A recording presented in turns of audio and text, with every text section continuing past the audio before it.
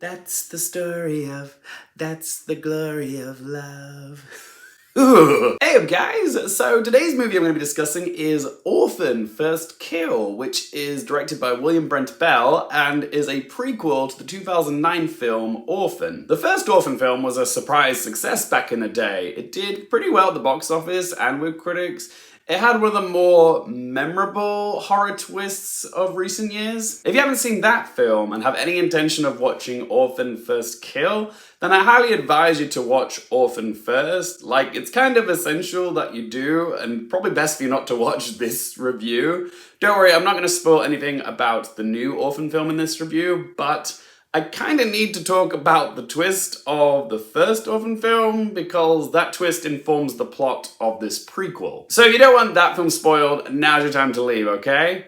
Still here? Alright, here it comes. The twist of the first film was that Esther, played by Isabelle Fuhrman, had a gland disorder which made her look childlike. So she was actually a 30-year-old woman posing as a 9-year-old girl called Esther, who she stole the identity of when she escaped from an institution in Estonia. And in the opening act of Orphan First Kill, we see how she escaped that institution in Estonia and made her way to America, and then tricked a family into thinking she was their long-lost daughter, Esther. In this film, you've got Julia Stiles, who plays the mom, Rossif Sutherland, who plays the dad, and Finlan, who plays their son, Gunnar. And that's as far as I'm gonna go with the plot details. So, what did I think of Orphan First Kill?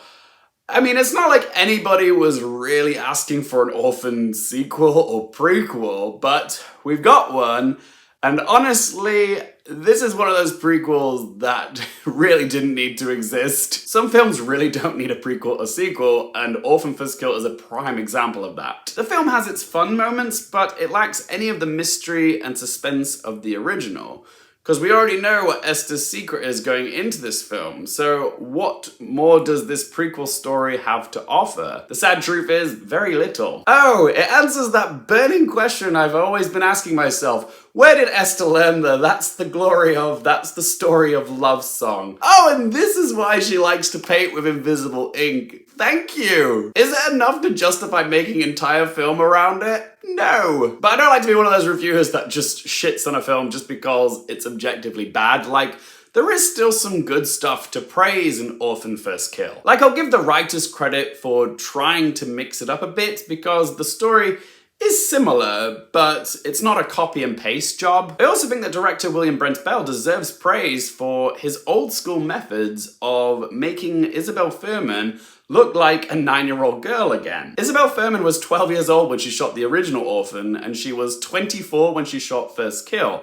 So Bell had a huge challenge of plausibly making her look like a child again. In fact, even younger, because this is a prequel. But I'll say this, he does pull it off. I have to applaud him for not going the CGI de-aging route, which would have been all too easy.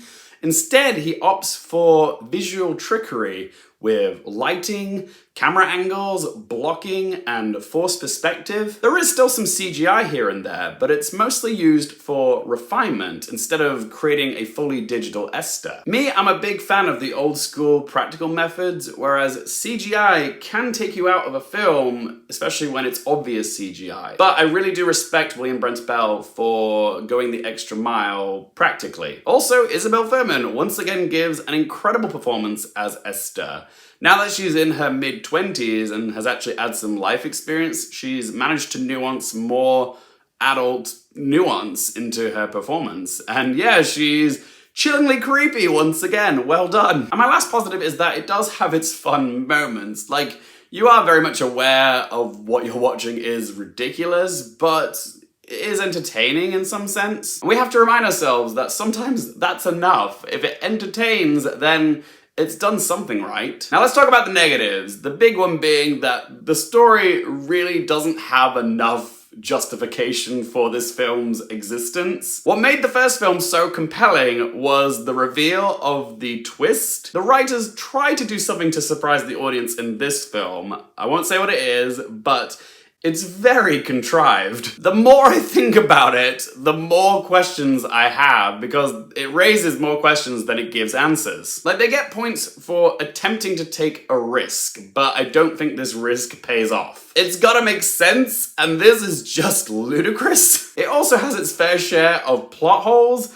Like, you would think the Estonian authorities would check to see if this little girl who supposedly escaped her captors might just be the child-presenting woman who escaped from an institution mere days ago. When you stop to think about this film in depth, there is a lot that doesn't make any sense. I can't really say what the other plot holes are because spoilers, but trust me, they're there. Also, William Brent Bell was a little bit too obsessed with capturing the murky aesthetic of the first film that it kind of makes First Kill look visually ugly.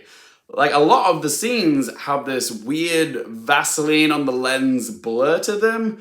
Was this to help aid in the disguising of Fuhrman's real age, perhaps? Maybe it was a way to capture the late 2000s horror style of the first film, but it results in a very hazy looking film. And my last negative is that the finale of this film was so anticlimactic. Like, they build it up to be this big, epic showdown, and then it just kind of ends and I go, oh, that was it? Okay. Like, there's a lot going on in the setting to make it feel really epic, but it's just kind of dull. Now let's talk about its Oscars chances. Yeah, as if. So let's ask them 3 questions. Firstly, would I watch this again?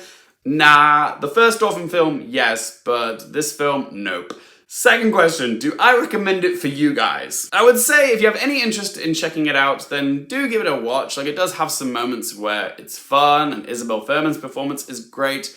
Poor Julia Stiles, though, she deserves so much better than this movie. It doesn't hold a candle to the first film, so go in with low expectations and you might find the fun in it. But again, it's a film that doesn't justify its existence, so no, I don't really recommend it. And third question, what score to give it out of 10? There were a few moments where I was entertained, but I don't think this is a good film, so I'm going to give Orphan First Kill a score of 2.5 out of 10. But as always, guys, it's just one bloke's opinion. I do want to hear your thoughts on Orphan First Kill and the original Orphan as well. Whatever you have to say about these movies, let your voice be heard in that comment section down below. If you have enjoyed the video, hit the like button. If you want more movie, TV, and Oscars-related content, don't forget to click subscribe, and if you want to follow me on Twitter, Instagram, Letterboxd, or TikTok, all those links in the video description down below. And as always, guys, thank you so much for watching. For more things related to movies, TV, the Oscars, and popcorn culture, I'm Luke Airfield, and I'll see you next time.